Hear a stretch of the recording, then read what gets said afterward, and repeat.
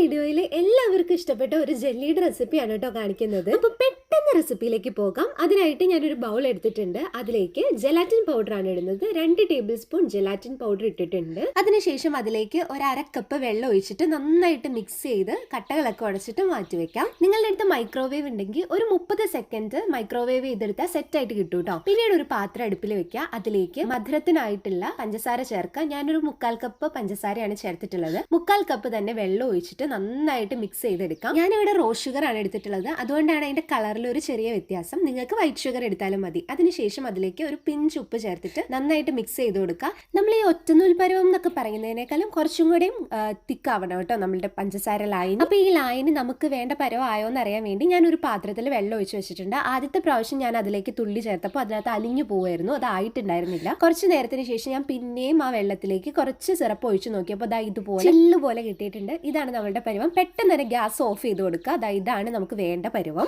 അതിനുശേഷം നമ്മൾ തയ്യാറാക്കി വെച്ചിട്ടുള്ള ജെലാറ്റിന്റെ ലൈൻ ഇല്ലേ, അത് നമ്മുടെ ഷുഗർ സിറപ്പിലേക്ക് ചേർത്തിട്ട് നന്നായിട്ടൊന്ന് കട്ടകളൊക്കെ ഉടച്ചെടുക്കുക. ഇൻ കേസ് എന്തെങ്കിലും കട്ടകൾ ഉണ്ടെങ്കിൽ ഇപ്പൊ അത് ഉടഞ്ഞു പൊക്കോളൂ കേട്ടോ. ശേഷം സ്റ്റവ് ഓൺ ചെയ്തിട്ട് നമുക്കൊന്ന് തിളപ്പിച്ചെടുക്കാം. പിന്നെ നമ്മൾ കടയിൽ നിന്ന് വാങ്ങുന്ന ജെല്ലുകൾക്കൊക്കെ ചെറിയൊരു പുളിപ്പ് ഉണ്ടാവാറില്ലേ, അതിനായിട്ട് ഞാനിവിടെ ഒരു 2 ടേബിൾ സ്പൂൺ നാരങ്ങ നീര് ചേർത്ത് കൊടുക്കുന്നുണ്ട്. നിങ്ങൾക്ക് ഇഷ്ടമാണെങ്കിൽ ചേർത്ത് കൊടുക്കാം. ചേർത്താൽ നല്ലൊരു ടേസ്റ്റ് ഉണ്ടാവും. അപ്പൊ ഇതാ നാരങ്ങ നീരും ചേർത്തിട്ട് നന്നായിട്ട് തിളച്ച് വന്നിട്ടുണ്ട്.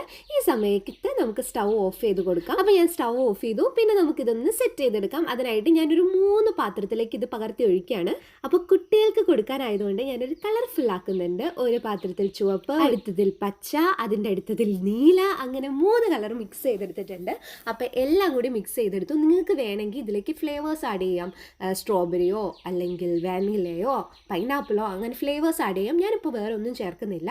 അപ്പോൾ കളറൊക്കെ മിക്സ് ചെയ്തെടുത്തിട്ടുണ്ട്. ശേഷം നമുക്കിത് മോൾഡിലേക്ക് മാറ്റാം. നമുക്കിത് സെറ്റാക്കി എടുക്കണ്ടേ. എൻ്റെ ഒരു ഡൈനോസേഴ്സിന്റെ മോൾഡ് ഉണ്ടായിരുന്നു. അതിലേക്ക് ഞാൻ മുഴുവൻ സെറ്റാക്കി ഒഴിച്ചു വെച്ചിട്ടുണ്ട്. ബാക്കിയുള്ളത് ഒരു പാത്രത്തിലേക്കും വെച്ചു.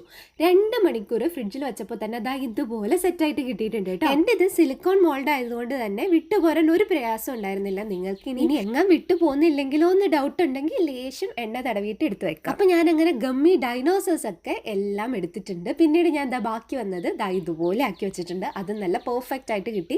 എല്ലാ കളറും കൂടെ മിക്സ് ചെയ്ത് വെച്ചതുകൊണ്ടാണ് കേട്ടോ ഇതുപോലെ ഒരു ഡാർക്ക് കളർ വന്നിട്ടുള്ളത്. പക്ഷെ സാരില്ല. അപ്പൊ അങ്ങനെ എല്ലാം റെഡി ആയിട്ട് കിട്ടിയിട്ടുണ്ട്. അപ്പൊ ഇത്ര എളുപ്പത്തിൽ ചെയ്തെടുക്കാം. അപ്പൊ നിങ്ങൾ എല്ലാവരും ട്രൈ ചെയ്ത് നോക്കുക. പിന്നെ കുഞ്ഞുങ്ങൾക്ക് ഇതുപോലത്തെ കളേഴ്സ് കൊടുക്കുന്നതിനോട് യോജിപ്പില്ലാത്തവരാണെങ്കിൽ കൊടുക്കണ്ട. നിങ്ങൾക്ക് ലൈറ്റ് കളേഴ്സ് വേണമെങ്കിൽ യൂസ് ചെയ്യാം. പിന്നെ കടയിൽ നിന്ന് വാങ്ങുന്നതിനും ഇതുപോലെ കളർ തന്നെയല്ലേ. അപ്പൊ ഇത്രയേ ഉള്ളൂ. Tata, bye bye.